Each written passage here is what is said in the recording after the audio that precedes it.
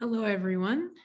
My name is Alexa Desjarlais. I'm the recruitment specialist at the School of Architecture, Planning, and Landscape. Welcome to our information session. Thank you so much for joining us. Before we get started, I want to let you know that the session is being recorded. We would like to acknowledge and pay tribute to the traditional territories of the peoples of Treaty 7, which includes the Blackfoot Confederacy, comprising the Siksika, Piikani, and Kainai First Nations, as well as the Tsuut'ina First Nation and the Stoney Nakoda, including the Chiniki, Bearspaw, and Wesley First Nations. The city of Calgary is also home to Métis Nation of Alberta Region 3. By the signing of Treaty 7 in 1877, the university recognizes that we are all treaty people. Today, I will provide a brief overview of SAPL. Then we will invite our professors from the Master of Architecture, Planning, and Landscape Architecture programs to speak about the studio experience. Following each presentation, they will provide the do's and don'ts of portfolio development. At the end of the session, we will have a question and answer period until our program ends at 11 a.m. Calgary time. If you have a question throughout the presentation, please put it in the chat and then we'll answer those during the Q&A. SAPL students are positive change makers, learning how to tackle some of the world's greatest problems. Our programs are focused on challenge-based learning, building, prototyping, and collaborating with our community and industry partners. We have 5 fundamental principles in our professional programs: community-engaged learning, entrepreneurial mindset, future-focused design, research, and social innovation. Our research projects showcase the intersection between academia, industry, and policymaking. They provide advanced skill building opportunities, promote entrepreneurial job creation, and diversify Calgary's building and construction industry. Our students are learning how to create safe neighborhoods with economic prosperity, interactive public spaces, green areas, and accessible transportation. These communities are the foundation for a future that is environmentally sustainable, socially equitable, and infectious disease resilient. At SAPL, we offer undergraduate courses for all UCalgary students and a minor in architectural studies. At the graduate level, we have professional programs in architecture, planning, and landscape architecture. We also offer research-based master's and PhD programs in environmental design and a Doctor of Design. SAPL has 2 locations, our main campus in Northwest Calgary, as well as our newer downtown space, the City Building Design Lab. We invite you to experience our student spaces by using the 360 virtual tour on our website. Now I will invite Jen Tellifer, our academic programs coordinator, to introduce our speakers today. Thanks, Alexa. Hello, everyone. Our first speaker today is Dr. Brian Sinclair.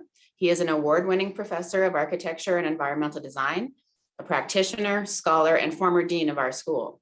At SAPL, he has advised, inspired, and influenced the institution regarding all aspects of architecture, interior design, and sustainability. Holding postgraduate degrees in the fields of both architecture and psychology, his expertise, experience, and engagement span the breadth from science and technologies to arts and humanities. Today, Dr. Sinclair will describe the studios in the Master of Architecture program. Thank you, Jen. So I'm going to share my screen. Can you see that, Jennifer? Okay, I'm just going to change it to full screen. Okay, so is it appearing in full screen, Jen? Yes. Okay, thank you very much. So thank you, Jennifer, for the introduction, and welcome to all of you potential students. It's great to see the number of students who are here.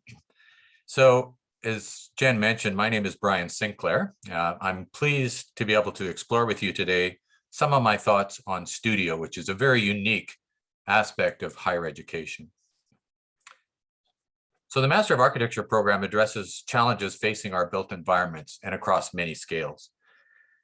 And it does so with a curriculum focused on innovation, responsiveness, resilience, critical thinking, design, sustainability, and of course, quality of life. This is Calgary, for those of you that aren't from here, and Peace Bridge by the famous architect Santiago Calatrava. In terms of my background, as Jen mentioned, it's in both architecture and psychology, which was very intentional, and I'll talk a little bit about that. This is a design charrette, which is a type of vehicle used to bring people together to explore design. My work grapples with the need to solve complex problems in effective and holistic ways. So for many years, I conducted brain research and then got into the field of architecture and environmental psychology. I work in many areas of research and practice and across the planet. This is a design I've been working on at an International Center for Human Values. That's my sketch there and my model here in Calgary. So design is about improving the lives of people. We often get more focused on the building itself, but it's really what the building does in terms of supporting people. And this is a picture of one of my nieces in front of a very famous building in Germany by the American architect Richard Meyer. So design focuses on the built environment and considers how best to meet the needs of users. This is a Steigenberger Hotel in Hamburg, Germany, and that's my wife there. And you can see just the incredible power of this space. Here at the University of Calgary, we see design as a vehicle to take us to a better tomorrow. So what is studio? And for some of you, you might have some idea, some of you not. Physically, it's a place of conceiving, of creating, and of making. On your left-hand side is a studio, an architecture studio in Calgary from 1909, one of the first studios here in the province of Alberta. And on your right-hand side is one of our studios in Barcelona, Spain. So this is not what studio is all about. It's not lecturing. It's not a professor professing to an assembled mass or a sage on the stage. And this too is not what studio is all about, although in the future it may well be. However, this is studio. It's a space of imagination, of collaboration, innovation, and exploration. It lies at the very heart of the education of architects. It's about the support of many courses such as structures or sustainability or other courses like that that feed into the design challenges, the problem solving that's involved in studio. It's a place of immersion, of acting hands-on, and of learning by doing. Studio and architecture marries science and art. It's as much about the poetic aspects of our built environment as it is about pragmatic issues. On the left-hand side, it's about glass and steel, bricks and mortar, structure and technology. And on the right-hand side, it's about compassion, emotions, and humanity. And it's that incredible blend of the two that makes studio so magical. In studio, we draw in 2D. This is a site plan and a project plan. We sketch in 3D. We render and simulate our designs as we imagine them. This is a project, it's an Indigenous Cultural Center by two of my students on the Fort Calgary site here in Calgary in the urban core. We consider context, conditions, and place. This is the University of Calgary campus. You can see the very famous Olympic skating oval and an urban design of what is called the West Campus. We also model. Modeling is a critical part of what we do in studio. We model in 3D using computers, and we model physically with wood or other materials in our workshops. On the left is East Village Mixed Use Project that I worked on with a number of students. And on the right is an Indigenous Cultural Center design proposal by two of my students. All of these efforts that you engage in studio come together in presentations that we call reviews, where students talk about their designs and they present to professional architects. You can see the drawings on the computer screens, the model in the front and the other model in the acrylic box to your left. Studio is different than many forms of education. It's conducted in small groups. Our accreditation requires a size of no more than 1 professor to 12 students. But critically, it involves regular one-to-one mentoring and guidance between a professor and an architecture student. This is a picture of myself and another professor during my time at the University of Kuwait in the Middle East. It deploys a teaching approach called experiential learning. In this case, on the left-hand side, taking students to see a structural lab, and on the right-hand side, I'm giving them a tour of a prefabrication plant, robotics-based assembly of housing in Tokyo, Japan. It also involves field studies, site visits, and cultural immersion. So on your left, this is just last Friday, taking my foundation studio for sketching and a site visit at Fort Calgary in the urban core here in Calgary. And on the right-hand side, Blackfoot Elder and myself with a group of students and some professors participating in what is known as a sweat lodge ritual for an Indigenous cultural studio. And of course, construction tours. We need to understand how buildings come together, how they're assembled, how design is translated into actual built product. This is a group of my students at the very top, actually above the top of the Bow Building here in Calgary, the famous building by Norman Foster, the British architect. Studio brings together diverse issues in really amazing kind of ways. So aesthetic, space and form, equity, diversity, inclusion, spirit, nature, and landscape, with design as an exercise residing in that star at the nexus of these three realms. The goal is to realize architecture that's strong, that's functional, and that's joyful. This is a national art center in Tokyo by the late great architect Kisho Kurokawa. Studios have themes depending on the position within our curriculum. For example, a home, a multifamily project for like an apartment, art gallery, museum, healthcare facilities, human rights center. This is a group of my students in my human rights studio 2 years ago. The studios are collaborative. We work together in really interesting ways, but they're also independent. Students get the opportunity to come up with their own designs. As I mentioned, they're theme-based and they're often focused on real-world problems. And just a few examples from that human rights studio to give you a sense or a flavor of what we do in studio. This is an award-winning project dealing with homelessness here in Calgary. Immigrant issues, this is a Calgary Legal Advocacy Center. A center for what are called internally displaced people, or people who are moved from their home by virtue of a climate disaster or war or conflict. A center for unrecognized and forgotten.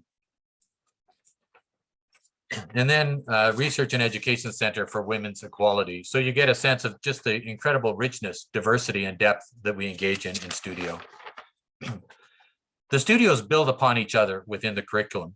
As a student progresses through our program, more and more complexity is introduced by way of problems and the challenge to problem solve.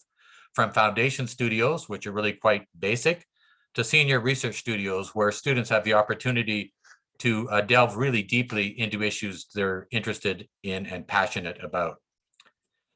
We have a number of very special and specialized studios. For example, our work integrated learning, which is a very unique studio within University of Calgary and within the landscape of architectural education.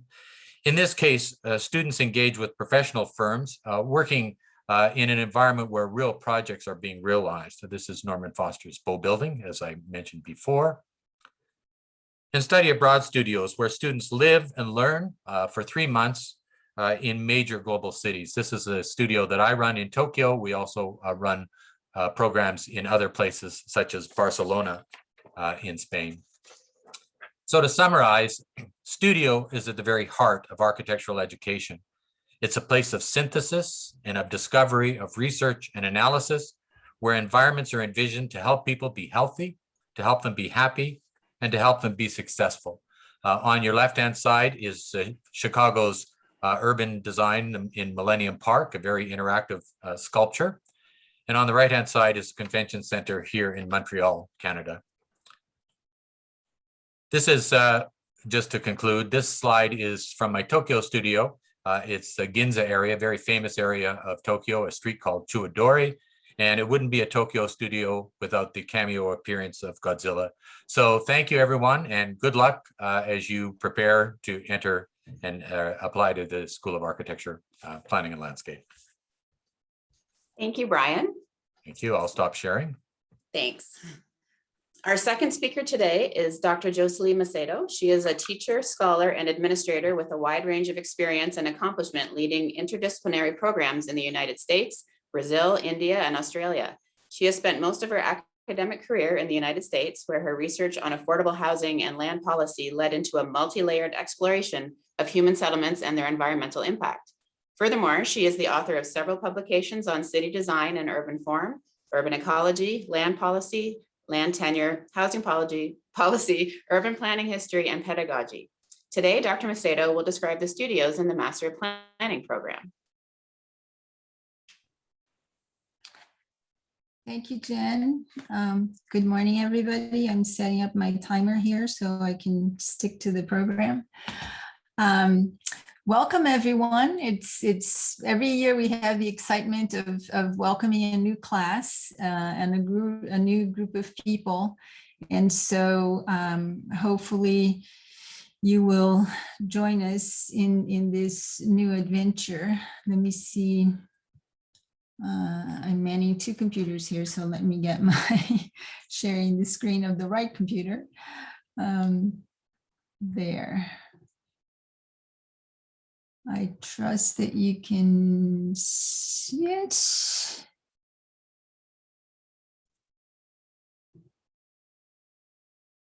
Yep, Yes. we're good.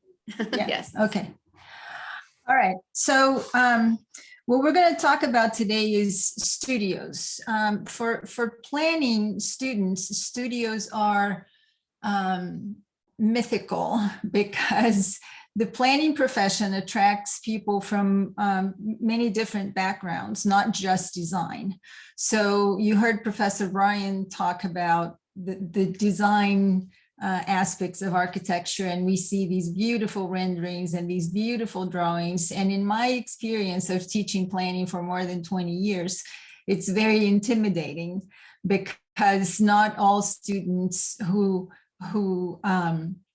migrate to planning have design abilities, and that's perfectly okay. That is fine.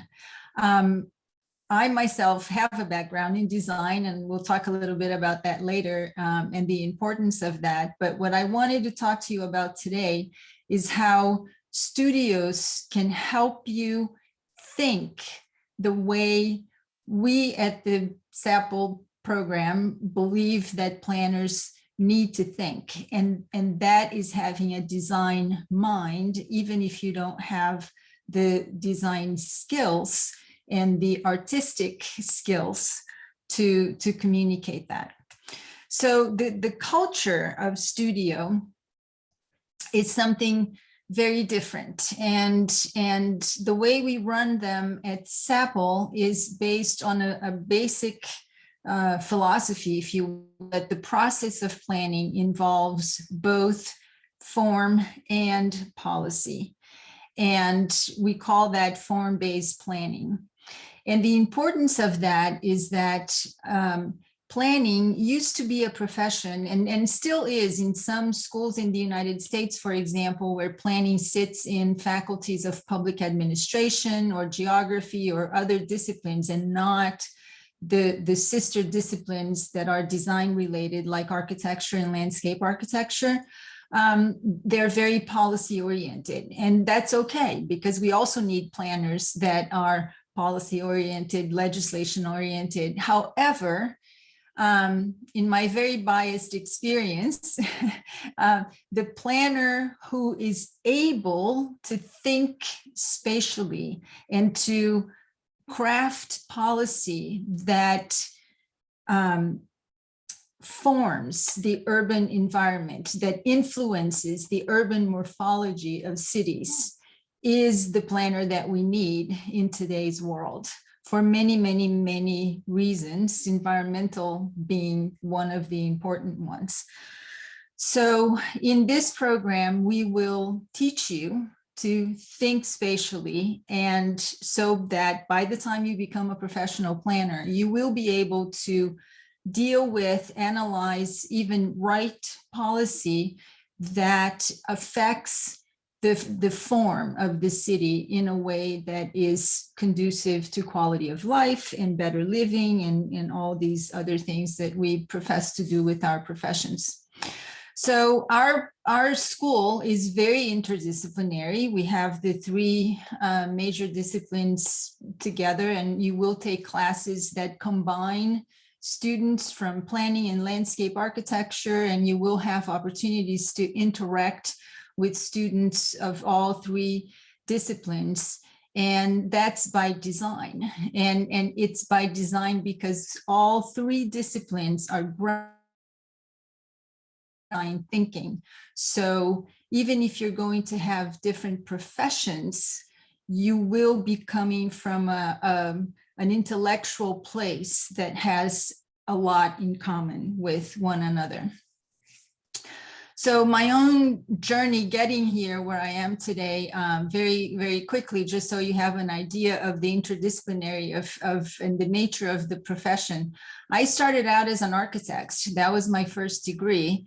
And I became a licensed architect, practiced architecture for a little while, and then I fell in love with city planning, and I wanted to work at that scale. And I thought that the skills that I had gotten in architecture school were not quite enough for me to do what I wanted to do. So I went to graduate school, got a degree in planning, worked as a practicing planner, am actually still a certified planner in the United States.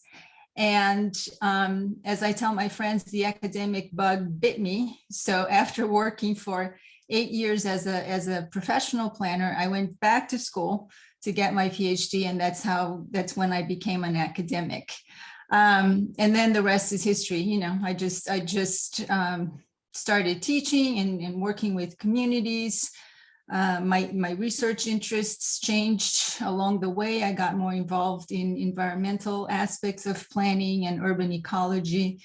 And that's where I am today. So it doesn't matter what discipline you're coming from into the program, and it doesn't matter, you don't have to know what you're going to do after you graduate from the program, but the experience of being in this program will give you all the tools that you need to make these choices. And there's not a single path that each and every one of you has to follow.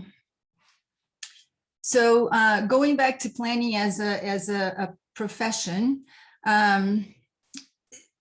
what we want you to learn in studio is, or not to learn, what we want you to develop in studio is this ability to translate principles and ideas that could run the gamut from social justice to environmental conservation in a way that you can see in your mind's eye what the outcome will be in the physical space, what that will result in. So this connection between policy and design, between what you write down in a code and how that solidifies in the built environment, is the thing that we want you to be constantly thinking about. And how the studio is going to help you do that is by working together. So all the studios have a professor in charge. Give me just a minute. All studios have a professor in charge, but it is experiential learning. And there's a lot of peer-to-peer learning. There's a lot of collaboration. You will have a designated space that will be your home, so to speak. And you're not going to be there just for class time. You will be there all the time. And your classmates will be taking, some will be taking the same classes you're taking, some will be taking different classes, and you will be talking and discussing and sharing your experience. And that is also part of your learning in the studio. Sometimes we have opportunities to take the things we learn in studio into the community. So we have projects that we partner with community associations, and we do work that directly benefits the community. And we also have opportunities to do this in other countries. So As Professor Sinclair said just a minute ago, we have some programs that are already established. The pictures that you're seeing are from the program I had in my former university, not the University of Calgary yet. But I have taken more than 100 students abroad, and it's a studio abroad. The pedagogy that we use is exactly the same that we use here in the classroom, except that you're doing it in another country, and usually you're working with a community that will benefit from the project done during that abroad experience. So very quickly, I had my email on the first slide, but if you didn't catch it, you can find me on the school's webpage. If you have any other questions, any questions, any issues that you have regarding planning, architecture, how they talk to one another and all of that, just feel free to send me an email and we can chat. Thank you. Thanks, Jocelyne. Our third speaker today is Professor Tua Palimi. His design, research, and teaching overlap in the fields of ecology, infrastructure, and urbanism. He has taught design studios and laboratories on landscape visualization and design communication. Prior to academia, he practiced professionally in the design offices of Janet Rosenberg Studio in Toronto, HAPA Collaborative in Vancouver, and Hargraves Associates in San Francisco. Today, Professor Halimi will describe the studios in the Master of Landscape Architecture program.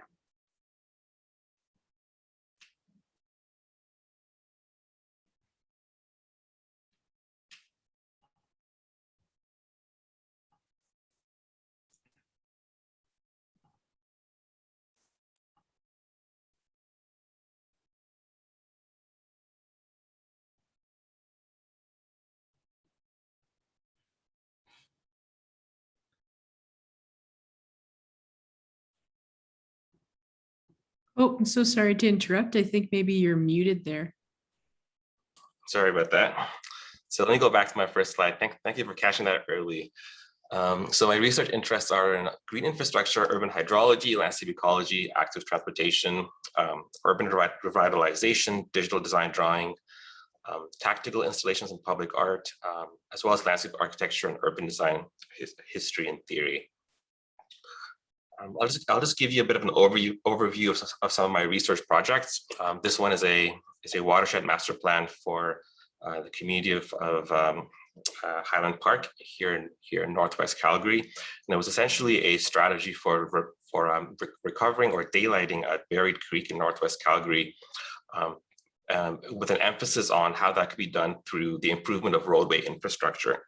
So my research does bridge between natural systems and urban infrastructures.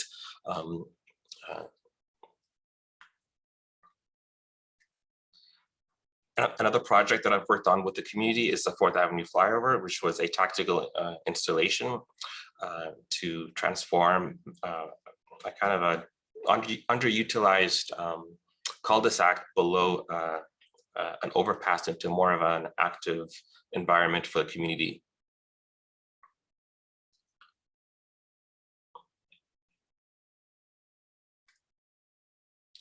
I'm also working on a project with Calgary Downtown Association at the moment on the revitalization of alleyways in downtown Calgary.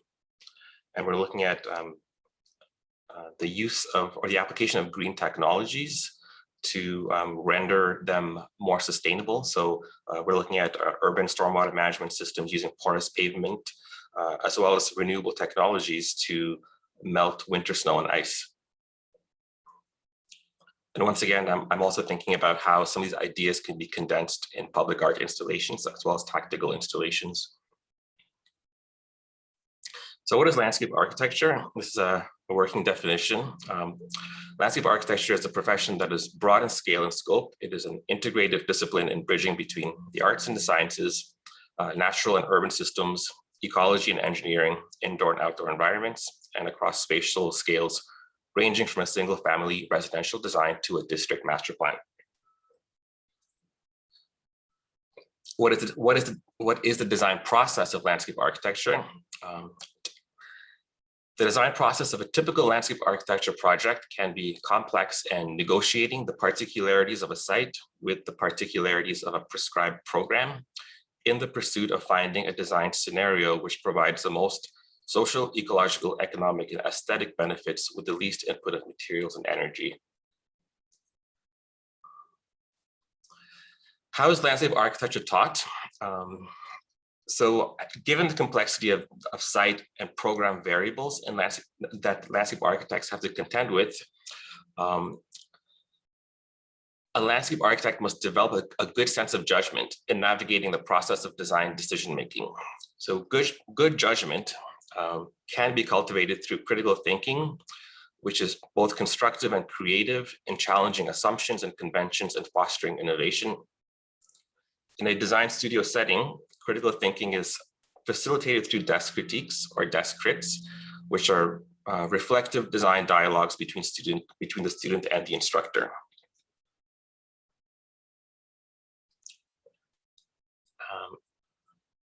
How do studios progress over the course of the MLA degree? So the progression of design studios can be defined by the combination of the following 4 trajectories. One is scale. Generally, they start fairly small with fairly small sites, and they progress to much larger sites. 2 is intensity of variables. Small sites also tend to be simple, and large sites tend to be complex. So the progression goes from simple to complex. Topically, there's also a progression from more general topics to more specialized topics in later studios. And the last point is definition. So usually the introductory studios or foundation studios tend to be closed in that site boundaries are defined and that programs are prescribed for the projects. But more advanced studios tend to be open in that site boundaries are not so clearly demarcated. Sites are larger, but also programs are not clearly defined, and students need to utilize their critical thinking skills to come up with programs that are best fitted for particular sites and contexts. So this is the progression of landscape architecture studios, with site planning being the first studio, and landscape architecture studio 1 being the second, LA studio 3, or sorry, LA studio 2 the third, and progressing into advanced, and then urban design studio, regional system studio, and ending with a comprehensive studio. And the studios that I've highlighted in bold are the ones that I'm going to go over with some examples of student work. So site planning studio starts off fairly simple. The program is a fairly simple program, and the site is well defined, and the students have to work within those parameters. This was an example from fall of 2019. And it was essentially a cafe and a lookout on top of the McHugh escarpment here in Calgary. This is also from the same studio. And the emphasis really is on visualization in the foundation year. So emphasis on learning how to draw, learning how to communicate design ideas, and presenting those design ideas visually. In the foundation studio, the site becomes a bit more complex, it becomes a bit larger. It is still fairly well defined.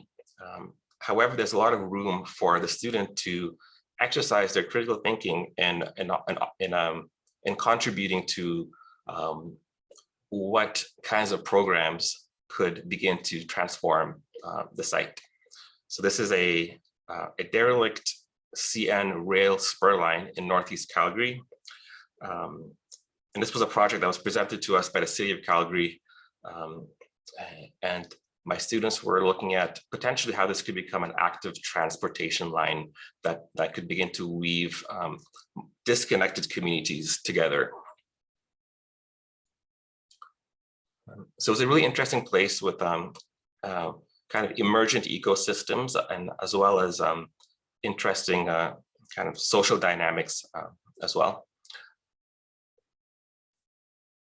And in typical of first year, the emphasis really is on design, communication, visualization, learning, the conventions of architectural drawings, planting design, detailed design.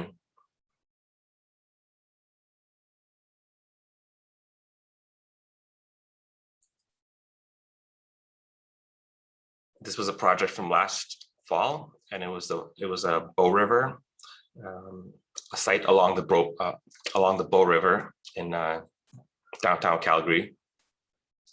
And we always begin with a very intensive analysis, and this slide is showing the analysis of the site through a series of drawing types, so mostly sections, perspective drawings, as well as a plan. And this is the design of that particular site.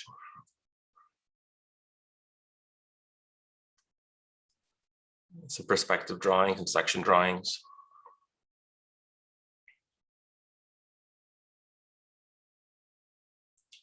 Some detailed design of site furnishings.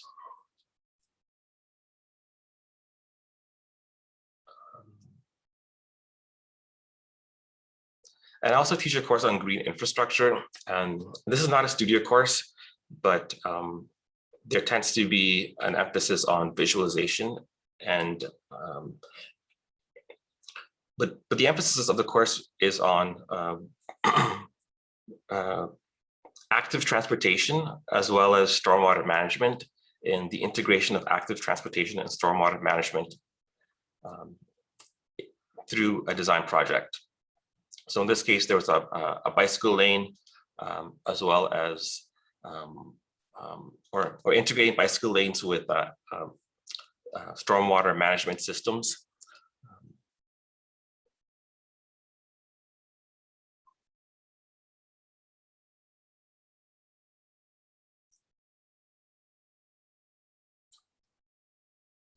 And this is an intermediary design studio, and it gets a bit more advanced at this level, graphically, through drawing types.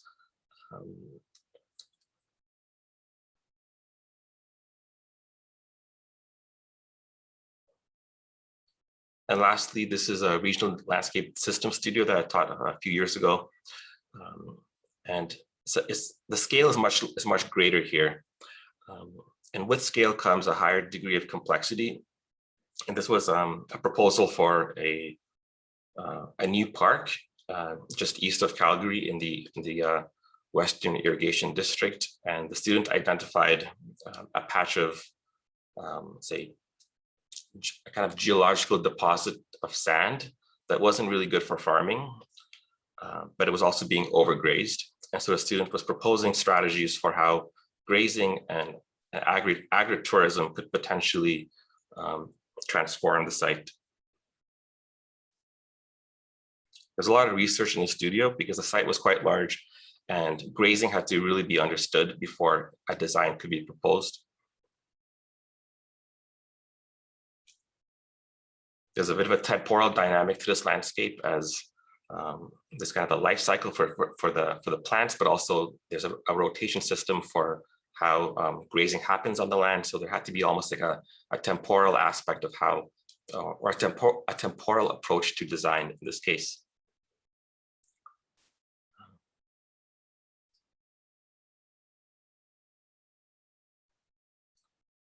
And lastly, from the same studio, there was an emphasis in this project on new types of new renewable energies that could potentially be harnessed from this landscape.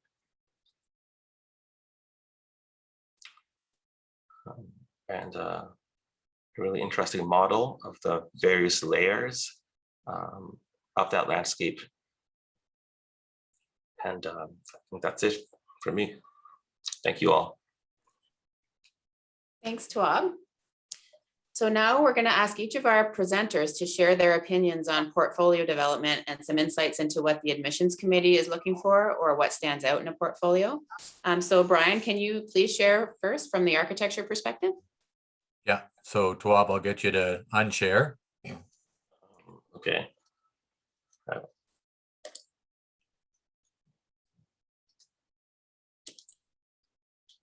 Okay, so this is an interesting part of our agenda where we begin to talk about what we look for in portfolios. So I'm going to give you a sense of some of the things that I look for, with a caveat that each of us as architecture professors looks at things slightly differently. So the challenge is to create something that resonates with all of us that are reviewing your portfolios. So the portfolio also depends on where you're coming from. So I'm going to just go through a few points first, and then I'll just show a few examples really quickly. I know we don't have much time in this session, but I do want to show you a few examples. So you should really tell the story of who you are, what you know, and how you see. So keep that in mind. In reviewing your portfolio, we should get a good grasp of your values, some of your experiences, and of course, your aspirations in wanting to come into the architecture program. So by way of production of the portfolio, it should be clean, it should be clear, it should be simple. It should be balanced graphically. And some of you might know what I'm getting at, some of you might not, but I'm going to show a few examples very quickly. A mix of digital and analog is quite all right. So hand sketching, for example, as well as computer modeling, that mix is something nowadays that we see a lot. Plenty of white space, not busy and not cluttered. So there's nothing probably that turns the reviewers off more than something that is just, you throw as much onto the page as you can and then just hope it works. Typeface and fonts matter. You need to avoid mix and match. So less is more for sure. High quality graphics. So you don't want anything that's blurry or fuzzy or cut off, or, you know, this is putting your best foot forward. Strong photos are fine to include, but they should be creative and they should be controlled. Overall, the graphics should be ordered and structured, disciplined. I would discourage you from using sort of available templates. You really want to let your personality shine through. But that said, you still need to worry about grids and structure and things like that.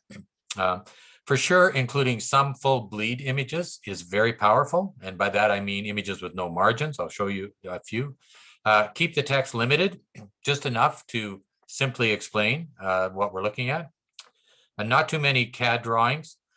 If you are coming from a professional firm and you're applying to the master's program, then maybe a couple is okay. But if it's something that you did just as an exercise in high school or technical college, you don't want to flood your portfolio with CAD drawings. And then finally, include some quotes and images from architecture and from beyond that really provide us with a personal glimpse into who you are and what your priorities are. So of the, just let me see here. Oops.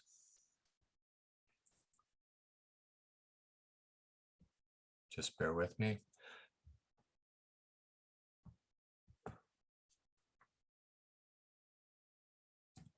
Okay, can you see that, Jen? Yes. Okay, so this is Vivian's portfolio. She had a bit of experience coming in when she applied. So you can see the simplicity. This is the cover page. Lots of white space, really simple. We can understand right away the table of contents is a visual table of contents. And then she goes through a series of projects, in this case that she did in what is called Foundation. You can see just the simplicity. There's lots of white space. She could have filled it with images, but she chose not to, and that was a good decision. The graphics are very strong. This is a site analysis drawing. You can see, is there something sacred in the daily rituals of the everyday? Just a limited amount of text, but it gets across what she's exploring. Now, I would say this is probably too much text, but still is quite simple. Here we have her hand notes from site analysis. This is full bleed, so there's no margin. Very simple, strong graphics. Just a bit of annotation. Again, this is kind of atmospheric. We see the rendering down below. A night rendering, and the plan showing up above. Another full bleed, a very powerful image that captures our imagination and our attention. Again, lots of white space. Everything is aligned. Each of these drawings is aligned. Very disciplined. Okay, I'm going to go to another one now.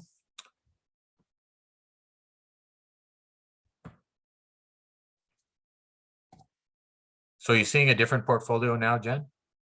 Okay. Okay, so here's another one, and you can see again the sort of simplicity. Table of contents, it's not like you'd see in a textbook. It's very visually appealing. Graphics are quite simple, lots of white space. Graphics are aligned, single typeface is used. Everything is perfectly aligned. All of those margins are the margins in the center, and on the outside are managed. Now, in this case, this individual is coming with a professional background. So there's a few images that are included. I wouldn't have included so many. CAD drawings don't tell us that much about who you are and your sort of graphic capabilities. You just get a sense here. Again, aligned, lots of white space, very simple and disciplined. This is a full bleed again. So one last one I'm going to show you. And this is someone coming from a background where they don't have all that experience in producing architecture. So this is using a black background, a lot harder to deal with, but nonetheless, hand sketches. Again, this person had these in their collection. So a computer model. Some other things, and that's fine. You can include things beyond just architecture and buildings. Photography, professional work. Photography, and the photography should be innovative. It shouldn't be what you would find in, let's say, Auto Trader. It should be something that is really going to draw us in this case, the Duomo. You can just get a sense. Details from a project, historic project in Japan. Furniture, quite all right to show furniture, especially furniture that's really creative like this. And that's that. So just a very quick sampling of the sorts of things we see. A lot of diversity, but we also look for some consistency and for sure an understanding of who you are. So I'm going to stop there, Jen. Great, thanks, Brian. Jocelyne, can you please speak about the portfolio from the planning perspective? Yes, I will. And I will share my screen so we can have some samples to look at. Actually, before I share the samples, I'm just going to talk a little bit about portfolios in general, right? So one of the things that's different about the SAPL program is that we require a portfolio for planning students. This is not very common, especially in the US and other places where I have worked. This is the first school that I'm a part of that requires a portfolio. And I think it's a fabulous idea. And so, as I said in the first part of my presentation, some students are intimidated because they don't have a background in arts or design, and they think a portfolio has to be a very artistic piece of work. But there are many ways for you to show us how your ability to visualize urban space, what your ability to visualize urban space is without doing beautiful works of art. So some of the examples you have seen already, you've seen there's a lot of photography and a lot of other ways. What is important to us when we're looking at a portfolio for planning is for us to get the notion that you can think spatially and that you are aware of the elements in the urban space that influence the quality of that space and the way people move through it, the way people function in it, the way people enjoy it, and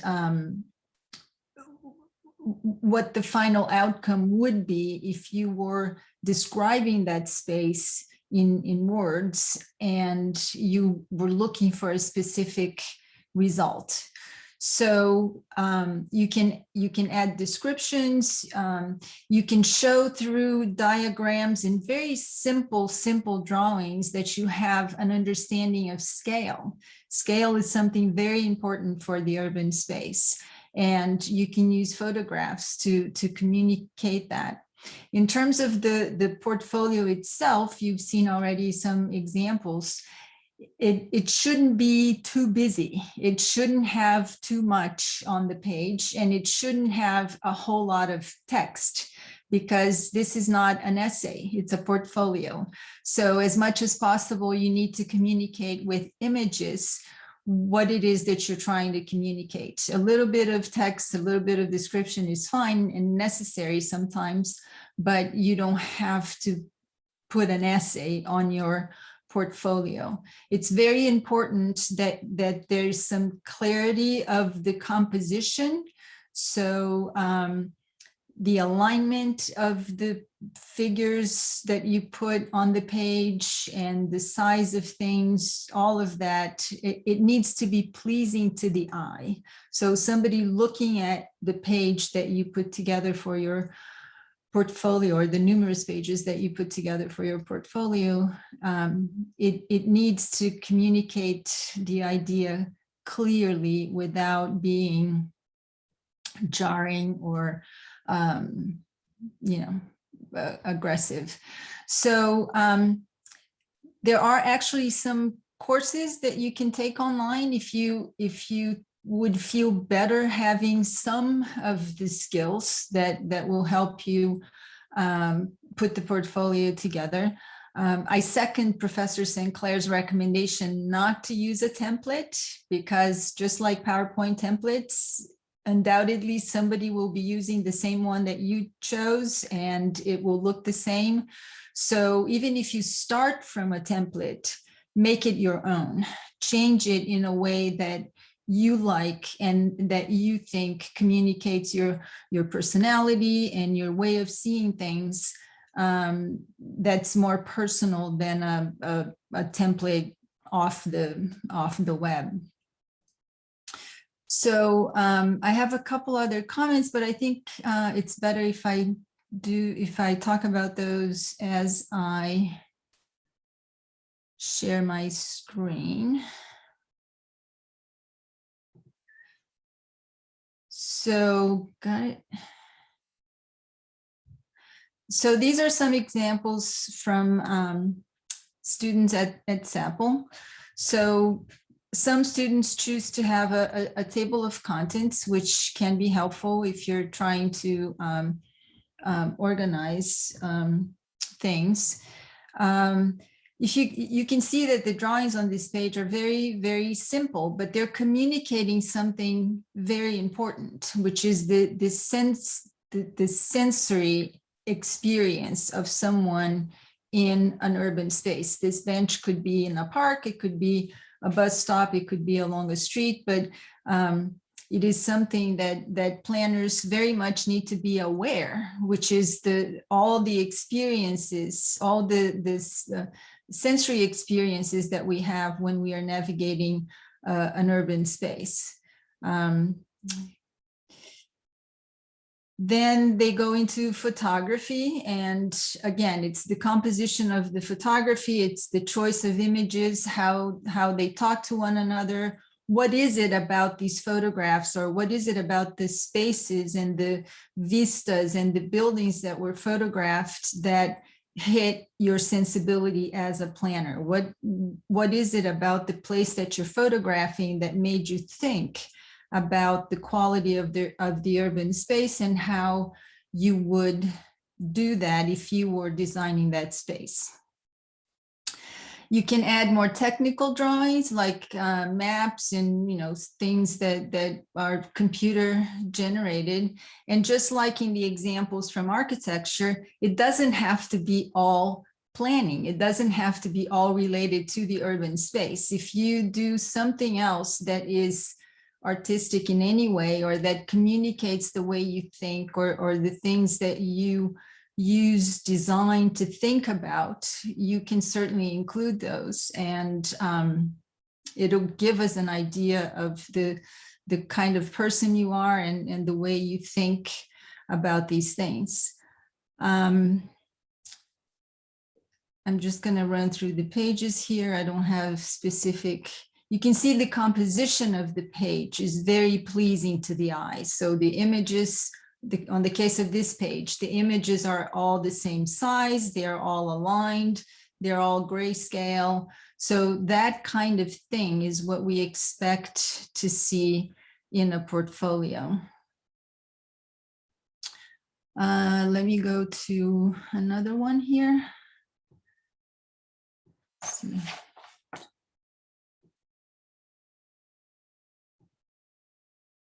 Yeah, this is the one. Oops, I don't want to download it. I just want to open it.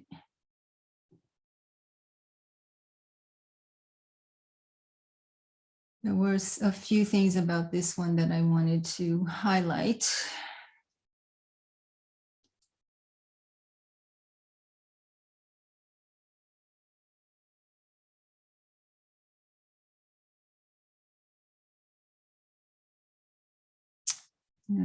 I had it downloaded. I don't know why it's taking so long.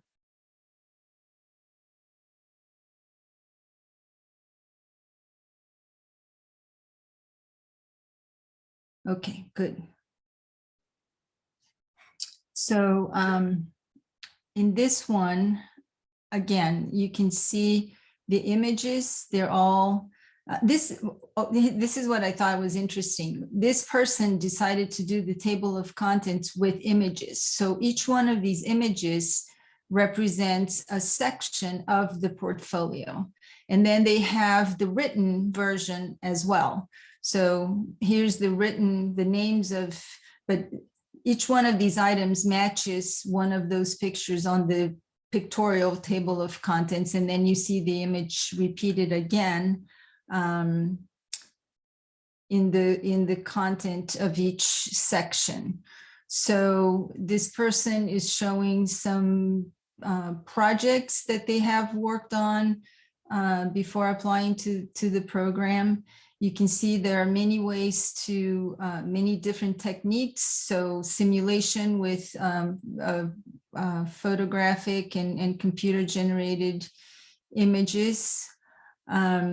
These call outs to call attention to details of the larger space. So that's an artifice that's very useful sometimes, because if you want to show a picture, an image of the whole space, but there are urban design details that you have noticed that contribute to the safety of biking or the accessibility for the elderly or mothers with strollers or anything, any one of these elements in the urban space that we have to be cognizant of and paying attention to. You can call the attention by doing a zoom in and a call out of the detail that you're trying to call attention to, and then have a little explanation of what that detail means and why you think that's important for urban design. Cross sections are something that are useful. If you don't know how to do cross sections, don't worry about it, because you will have a class during your first year that will teach you how to do these cross sections. So again, these skills, these tools are tools that you will learn to use in the program, and they are skills that you will develop in the program if you don't have the skills at all, or that you will improve and hone while you're in the program through the classes that you're going to take and the studios that you're going to participate in and the projects that you will be asked to do. So I don't think I need to show you the entire document here. I just wanted to, the interesting thing that I thought was worth showing was the idea to do the table of contents with pictures and also with text, and also the variety of programs. So this is just an installation. It's not urban space. It's a much smaller scale object, but it's something that can be included in the portfolio. Let me go back here and get the last one. So you have an idea of the different options. This is one.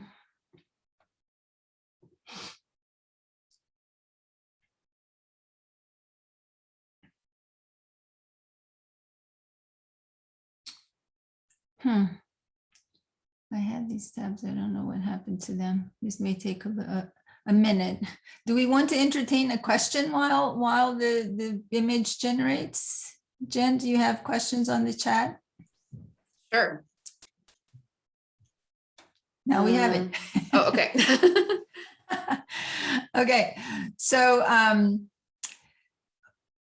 one idea, because you guys are all, I'm sure, much more technologically savvy than I am, but one trick that my planning students have used a lot, and I learned with them, instead of trying to teach themselves InDesign or any of these more complex software packages that are out there to get a final product that looks like a stunning PDF, which is what you want, PowerPoint actually has the capability to do a lot of this. So this kind of cover, for example, with the rectangles and the colors, you can generate this in PowerPoint.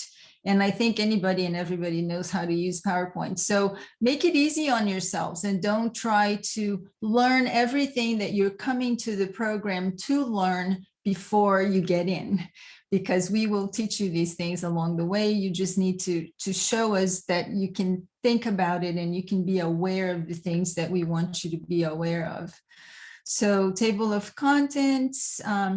This person started with photography and describing urban landscapes and streetscapes and things that make them think about planning and how what they would do if they were in the profession.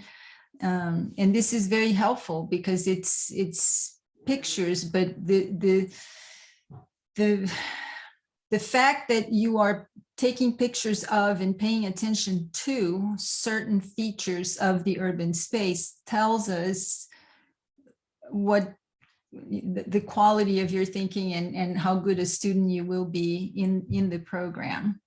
So some very simple sketches, it doesn't have to be high art, but it shows your capacity to perceive the urban space and to look at places and buildings and landscapes and communicate that graphically.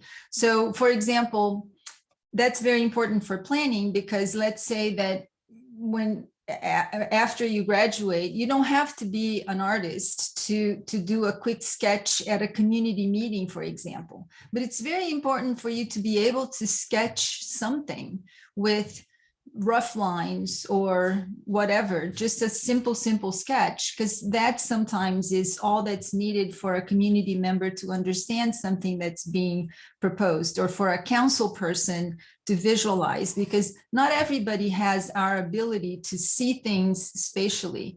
So we have to be the translators, and as planners, we are translators of design and spaces, and also regulations and policies and all kinds of things. So that's the importance of the things that we are expecting to see in a portfolio. This is a more extensive project that they added here at the end, so I don't need to talk about that. I will stop sharing, and I guess we go to the next presentation and then answer questions at the end. Okay. Thanks, Jocelyne. So Tua, if you could just give us quickly the portfolio perspective for landscape architecture, and then we'll try to squeeze in a few questions at the end. Thanks. Okay, can you see my screen? Yes. Oh, great. Okay, so this portfolio is, I would say it's a typical portfolio in that it's from an applicant who has a background in in art, but also brings in an element of scientific thinking. So I would say that the most important thing of when it comes to portfolio design is, especially for those who don't have a background in design, is the layout and the curation of the content. So that even if the work is quite diverse in nature, that there's something cohesive about the overall presentation. So with this one, this person had a background both art and science. So I think it was kind of a nice combination. And so we're seeing a lot of paintings, a lot of drawings, but also some scientific reports on conservation biology. So it shows almost like a breadth of thinking that I guess that bridges between the arts and sciences. So don't feel discouraged if you don't have a background in, say, fine arts or design, because you can still make a fairly nice portfolio by emphasizing the layout and how you tell a story about yourself through your work. So even images like these, which are events, for example, if you have participated or have contributed to an event, taking photographs or documenting that could also be a good way of highlighting your thinking and your interests. Something like this, kind of a design charrette of some sort, or some kind of an engagement activity or educational activity, just through photographs documenting that event.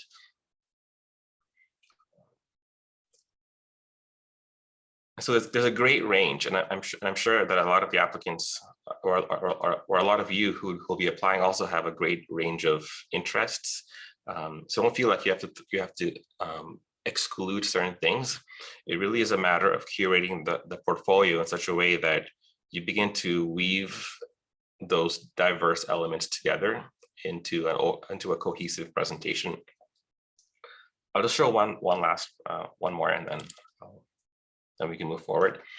So this one is a bit more design oriented.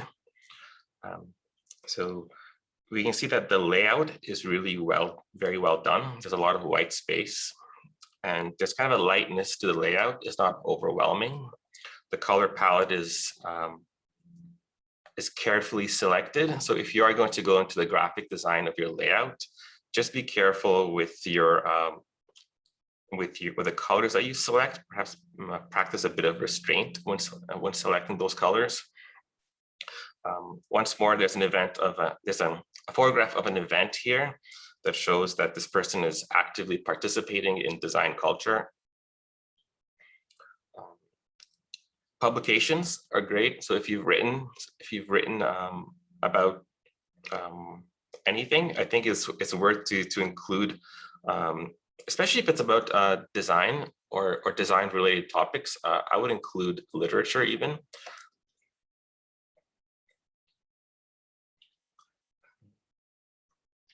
And this applicant was working on a lot of public space transformation projects in Mexico City using inexpensive materials. So we can see and although these projects they aren't like high design, they're more of like a tactical installation or a bit of a low design, but nevertheless, there's value to it, and we see that there's and the documentation of that process helps us understand the person's interest. So, fairly simple interventions that have been implemented.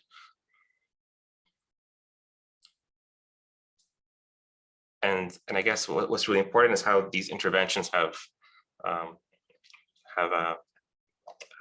had an important impact on the social dynamics of this place.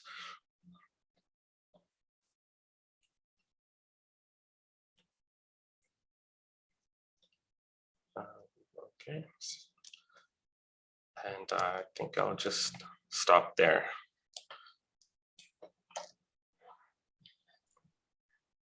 Thanks, Twab. Thank you to all of you, Brian, Jocelyne, and Twab, for your presentations. Sorry, we've gone a little bit over time here, but we will try to squeeze in a few questions. If you are interested in learning more about SAPL and our programs or research projects or student work, you can sign up for our newsletters or follow us on social media or read our news stories on the website. For those of you who are ready to apply to SAPL, our application portal opened on September 1st. You can submit an online application and follow the requirements on our website to make sure you have a complete application. All the documents are outlined there. If you are in the process of preparing your application, we invite you to attend our other information sessions through the fall. We will have students and alumni share their experience at SAPL, as well as portfolio review sessions and open houses to showcase our facilities. You can find more information and registration pages on our website. Finally, if you have questions, you can always email us, or you can attend our drop-in Ask SAPL sessions that will be happening every month. We are happy to answer questions and provide guidance through the application process. Lastly, we want to thank everyone for coming to our information session today. We hope that you have enjoyed learning more about our studio experience and portfolio do's and don'ts. We have dropped a 1-question survey into the chat box. If you could please complete it, we would really appreciate it. Okay, so thank you all. Now we're going to take some questions. If you have a question, you can ask it live and in real time. You can use the Zoom button to raise your hand, and then I'll call on you to ask your question. Or alternatively, you can just drop it into the chat. So we do have some that have come in. The first one is it all right if our portfolios are quite diverse? I don't have a professional design background, so a lot of my work involves various artwork, sewing, and stone carvings. So I'll jump in and say that, yeah, diversity is fine. Many of the issues that the three of us were talking about in terms of portfolio preparation are probably the most important thing. Consistency, clarity, impact of message. But if you don't have architectural work, for example, and likely my colleagues in planning and landscape would say the same thing, it's all right. It's as we were all saying, it's about giving a glimpse of how you think, how you see the world, who you are, why you would be a good fit with what we're trying to do in the School of Architecture, Planning and Landscape. Thank you. Okay. Our next question is, how do you rate the quality of the student's portfolio or skills? So sometimes people have difficulty using digital tools and they happen that their skills are way above their grades. So how do skills and grades get assessed?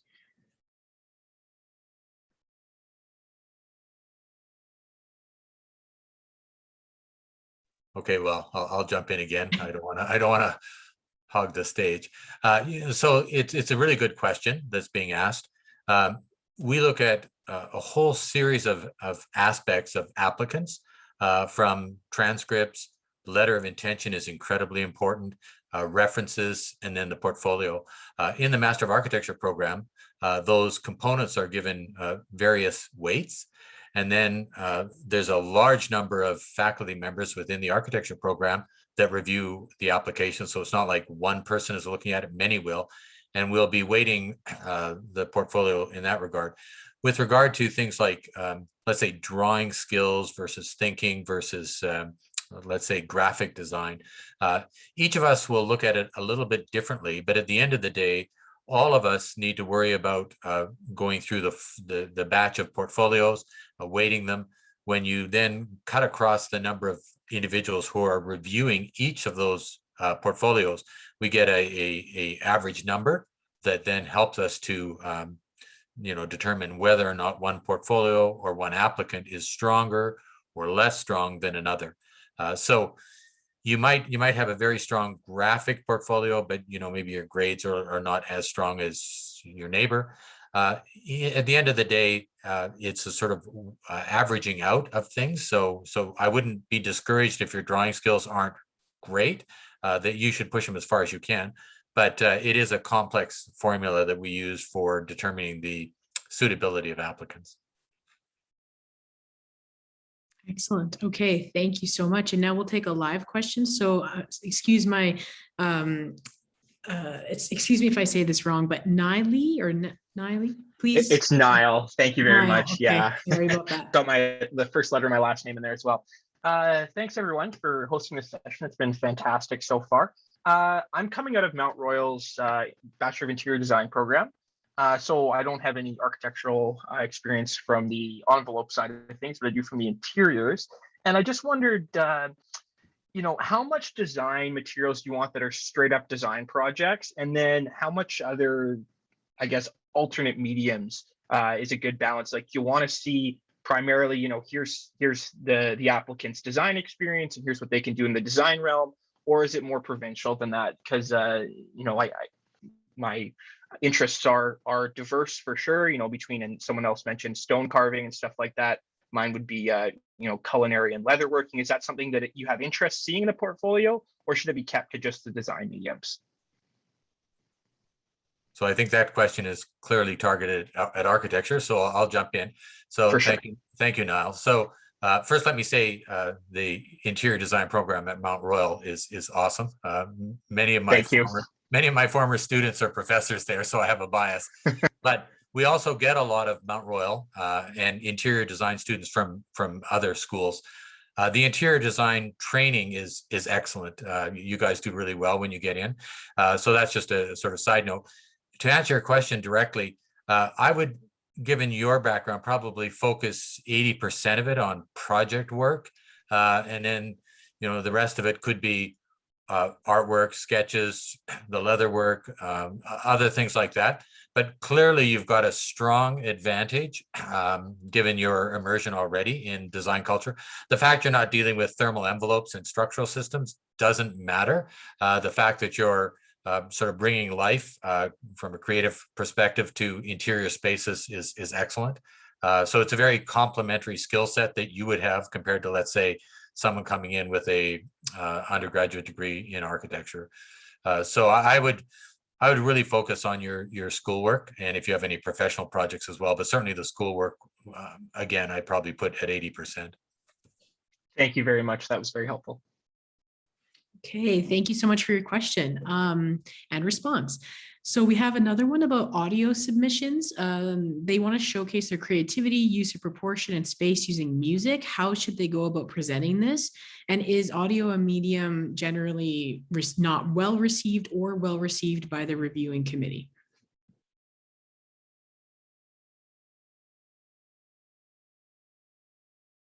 Well,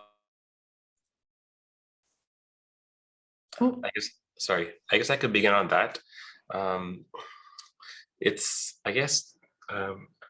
don't think we've had audio in the past, but I wonder if I'm imagining how I might react to an audio submission.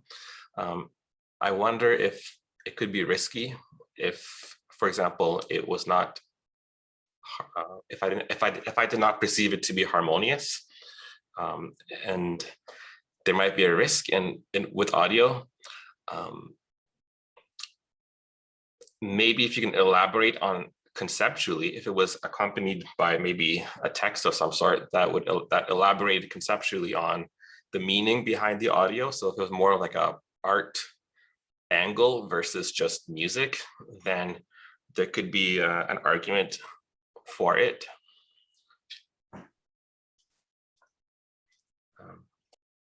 I think I'll leave it at that, but okay. There's just a note to throw in. So I would sort of echo what Tuab is saying, but right now there are restrictions on file size, and depending on what you're trying to do audio wise, you could readily exceed that. And also, just so you understand, everything is set up online for us as reviewers, portfolio reviewers, to work through. So, that the issue of introducing audio would be probably something that would need to be explored at the program level to determine if that would be a suitable addition to your portfolio. Okay, thank you. Now we'll take our second live question. Lena, I think, or Lena. Would you like to unmute and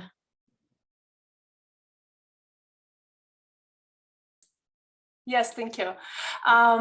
What would you recommend to the applicants who applied last year or previous years and were not successful in terms on what they should do with their portfolio to redo it completely or to improve it? Where should, like, what should we focus on? Thank you. I think one piece, Brian, sorry, you can add in after this, but I was going to say, attend our portfolio review sessions and get some one-on-one feedback. I don't know if you did that last year or not, but you can always, show them what you submitted and go from there and get some personal feedback. But Brian might have some more general, Yeah, ideas. I guess, and this is kind of maybe a bit of a tricky landscape to navigate, but if it was myself and, one of my daughters applied to 9 architecture schools, and when she got into some of them and not into others, the ones she didn't get into, I told her to contact the school and just have a conversation about what happened. So I think that would be advisable. I don't know whether you did that or whether you got any traction in that regard. But it's very hard for me to tell you to redo it if, for example, you were not admitted because they saw something in, let's say, your letter of intention or your transcripts or your letters of references. So, it's a lot of work putting a portfolio together. I totally agree with Jen. Attending the portfolio workshops is a good thing, but to invest a massive amount of time when maybe the portfolio was the strongest part of your package would be, again, a bit of a risk. Thank you. Okay, thank you so much for asking the question, for your response. For including publications, what's the best way to include something that's very long like that? Perhaps an abstract could be a more manageable way of including a publication, I think. With a link, perhaps a link if we choose to follow up and read the entire piece. Yeah, I would say that too. The abstract should be enough, and to show that you have a publication, and then the full citation with the DOI link or some way for us to access the full text if we were interested in reading the whole thing. Okay, perfect. Thank you. And can I include a group project in the portfolio? The work that I wanted to include was made all by myself, even though it was a group project. Yeah, I can jump in on that one. So in architecture, the ethics of our profession demand that credit be attributed to those who do work. So if you're working, or if you worked on a group project and it's arriving into your portfolio, for sure you need to acknowledge your collaborators. And usually I encourage students to give a brief, just a sentence or two explaining their engagement. So if you were, let's say there was 3 students and you were all co-creators, then say that. If 2 did the design work and you were in charge of packaging it for, let's say, a publication or for presentation, say that as well. So you need to be as clear as you can so that we get a really good handle of your contributions and strengths. Great. Okay, thank you. And we're going to take our last live question now. Your name, I'm so sorry. I'm not sure that I'll be able to pronounce it properly, but Rayane, please feel free to unmute yourself and ask your question.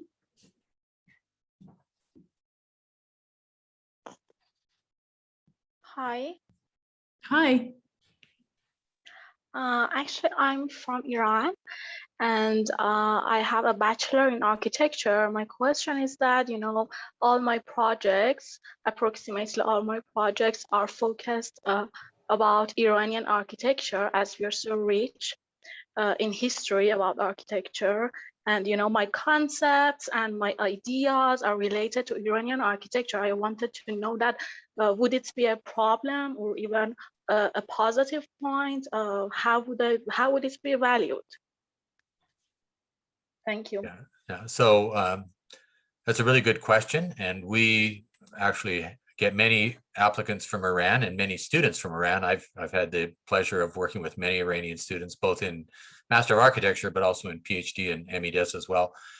So the simple answer to your question is to celebrate the architecture of Iran with its strong history and even strong contemporary design is more than appropriate. What we would be looking for is your design skill, your talent, your creativity.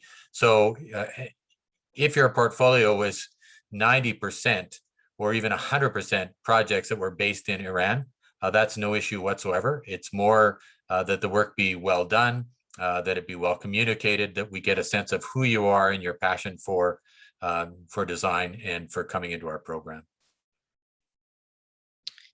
Great. Okay. Thank you so much. And we'll end with one final question here. Are we allowed to contact the various speakers for clarification after the session? And I would start by just seconding what Jen said before, that we will be hosting October portfolio review sessions. So if you would like that one-on-one feedback as well, you could sign up for that. But I will, and Jen just popped the link in the chat for the faculty page, but I'll let the faculty members here respond to that question as well.